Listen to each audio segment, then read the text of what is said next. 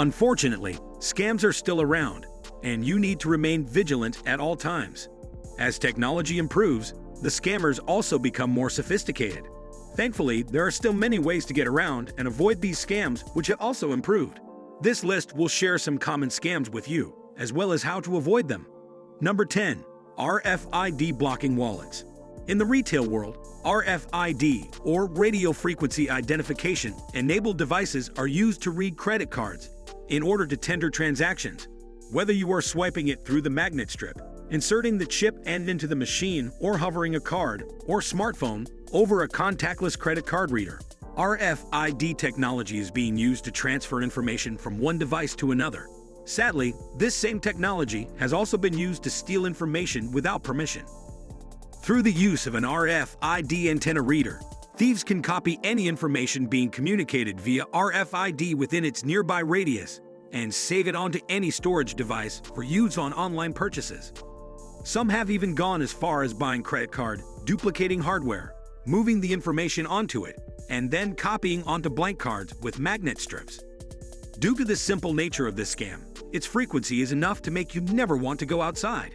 However, avoiding it can be as simple as purchasing a new wallet. Whether you're on Amazon or shopping at a physical store, look for wallets that have RFID blocking technology built in. The fabric inserted into the wallets is not at all cumbersome, so you won't be left with any extra bulk, and they end up costing around the same price as any other wallet. Not only will you save yourself from 21st century pickpocketing, but you also have a new wallet. It's a win-win. Number 9. Phishing. This simple tactic has proven to work time and time again, and it can be executed in various ways.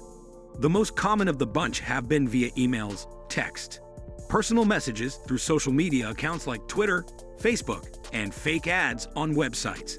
In the case of emails, texts, and personal social media messages, the phisher will use the scare tactic of masquerading as your bank or any company in which you have private information stored onto, such as Facebook, Google, or eBay. They will ask you to verify your information by sending them your credit card info or clicking the link they have provided, or your account will be closed. The visibility of the fake ad method of phishing will depend on the security of the site you are on. But to do this, phishers will buy an ad spot on some popular site, add a tempting fake ad image, and attach a link to it that directs users to a phishing site that copies all of the saved info you have added to the browser as cookies. To avoid falling victim to this scam, make sure not to click links sent to you by a suspicious source or ads that seem too good to be true. Furthermore, you can report them to the anti-phishing working group, either through their site or by forwarding the messages to them. Number 8. Motorbike rental damage. Renting a motorbike is tons of fun, given that you already know how to ride one. It can be a very relaxing way to go from place to place when on vacation somewhere. However, falling victim to a damaged or stolen motorbike rental will quickly put a damper on that fun, as it will usually lead you to having to pay an additional fee for the lost or stolen rental. What will make the matter worse is having all that happen to you only to find out that the entire ordeal was planned by the renter in order to squeeze more money out of you. Oftentimes, when renters rent a tourists or visitors, they will hire someone to follow them and either damage or steal a motorbike. Avoiding this fairly common traveler scam can be avoided in a number of ways. To avoid having it stolen, you should use your own lock rather than the one provided to you by the owner, as they may have made copies of it. In addition to that, refraining from telling them the hotel you'll be staying at will add some security to your rental. As far as damages go, take a picture of your bike before you rent it as evidence to its prior conditions so they don't charge you for pre-existing damages. Number 7.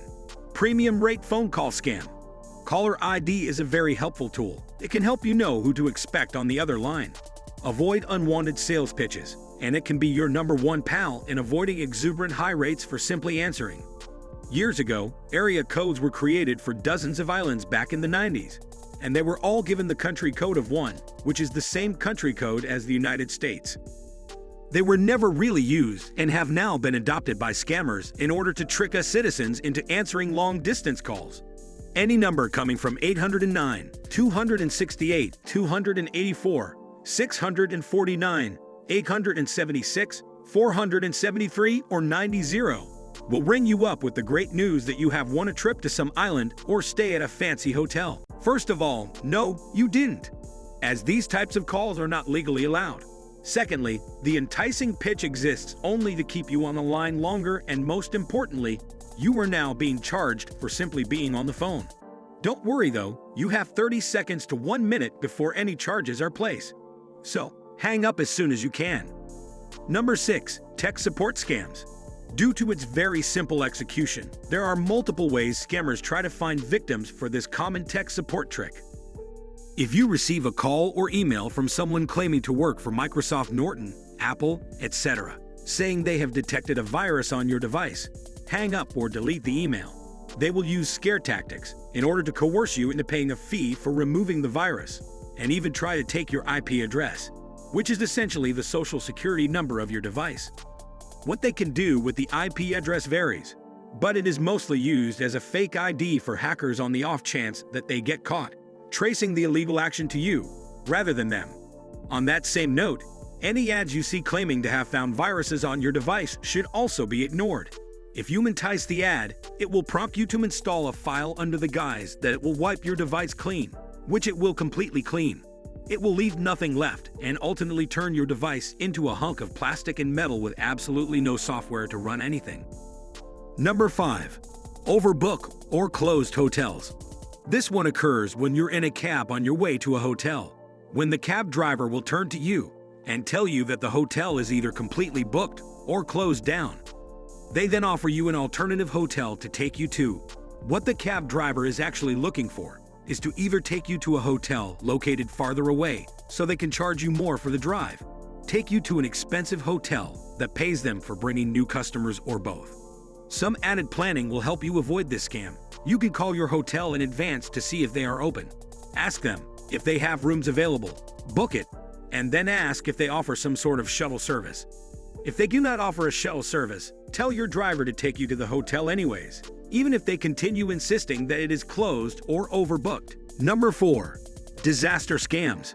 Emails and passwords have proven to be the easiest things for hackers to get a hold of it. If you want further proof, head over to the Have I Been Pwned website. Type in your email and let Have I Been Pwned. Find out if your email has fallen into the hands of someone else by checking every site that has fallen victim to an online security breach, and then checking to see if the email you have entered can be associated to it. Once hackers have managed to slip their way into your email, they need to find a way to profit, which is where this disaster scam comes into play. They will take advantage of a big natural disaster by posing as you and email the people in your contacts, asking for money to help you get out of the dire situation. So, if you get a call from a friend one day asking if you are okay and how much money you need, tell them to ignore the email and contact your email host about the breach. Number 3. Free trial scam. Free trials are great. They allow you to test out services like Netflix and Hulu without having to commit. However, some free trials out there are created specifically to scam you out of some money. A popular free trial product that uses the shady tactic is Cleanse Extreme, a pill that advertises us being able to do just about everything. What this product does within its fine print has been utilized by thousands of companies like it. They will hide vital information regarding the circumstances of the trial within the fine print by coloring it a similar color to the background in order for it to be nearly invisible at a quick glance.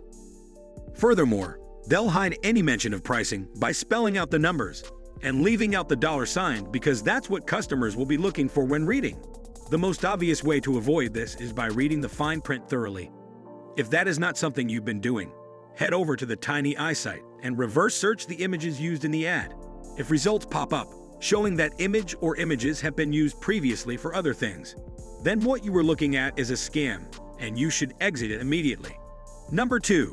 Online shopping scams. eBay has thankfully placed a lot of security measures to ensure that users will not be scammed on either end, but that doesn't mean it is 100% safe. A common scam that occurs on eBay are sellers pretending to still have an item available after an auction has ended and refraining from disclosing specifications about the item posted.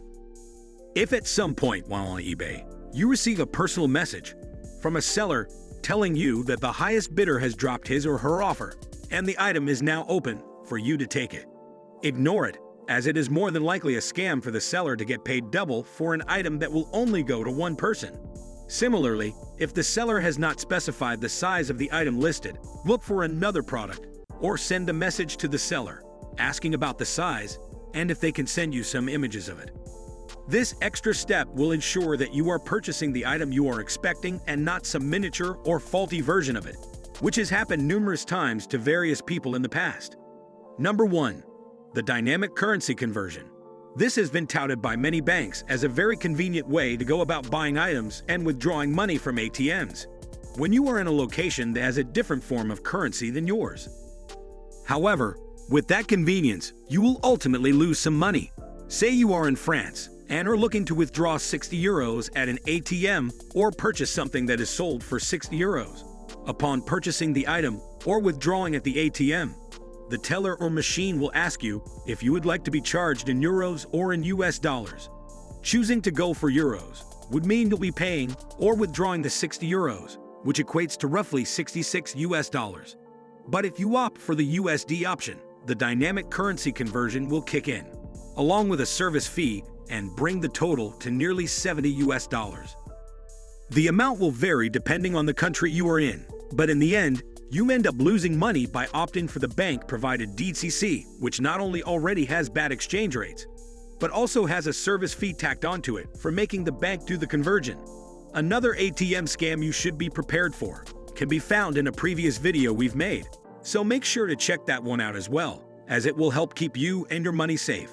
Which scam surprised or scared you the most? Which tips are you thinking about implementing? Are there any you think we left out? Comment below with your answers, and if you enjoyed this video, please be sure to like it. Thanks for watching.